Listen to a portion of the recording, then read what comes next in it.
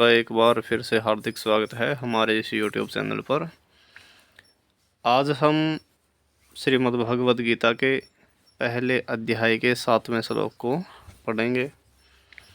जैसा कि हम पिछले श्लोकों को पढ़ते आए हैं, सबसे पहले वाले श्लोक में धृतराष्ट्र ने पूछा संजय से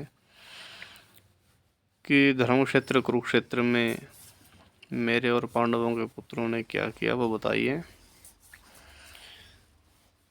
और उसके बाद संजय बताता है कि दुर्योधन पांडवों की सेना को देखकर पांडवों की सेना के योद्धाओं के बारे में अपने आचार्य यानी कि द्रोणाचार्य को कुछ बता रहा है। तो वो पांडवों की सेना के बारे में श्लोक थे। अब यहाँ से 7वें श्लोक में दुर्योधन जो है वो अपने द्रोणाचार्य को ही अपनी सेना के बारे में बताना शुरू करेगा।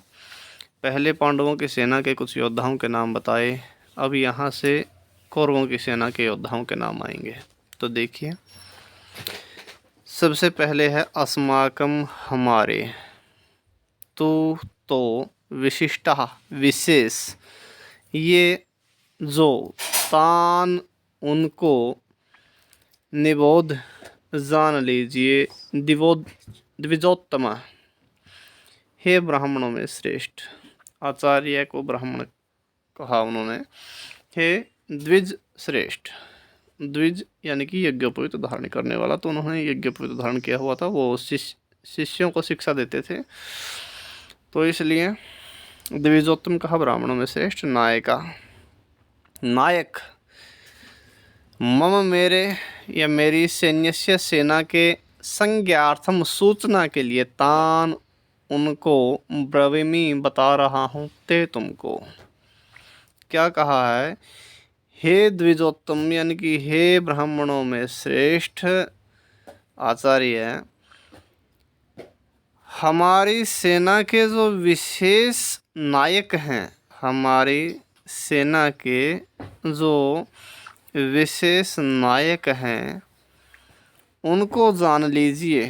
तान ने वो उनको जान लीजिए, और तान ब्रवीमि ते, तुमको तान उनके बारे में ब्रवीमि बता रहा हूँ। यानी कि अपने पास कौन से सैनिक हैं, कौन से योद्धा हैं, पराक्रमी हैं, उनके बारे में मैं आपको बता रहा हूँ।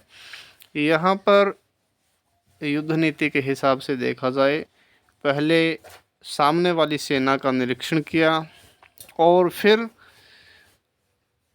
उनके बाद फिर अपने सामर्थ्य का आंकलन यहाँ पर दुर्योधन कर रहा है। तो इस श्लोक का इतना ही अर्थ। अगले श्लोक की अगली वीडियो के साथ फिर मिलते हैं। तब तक हमारे साथ निरंतर बने रहें। यदि आप हमारे इस चैनल पर पहली बार आए हैं, हमारे इस चैनल को सब्सक्राइब कर लें।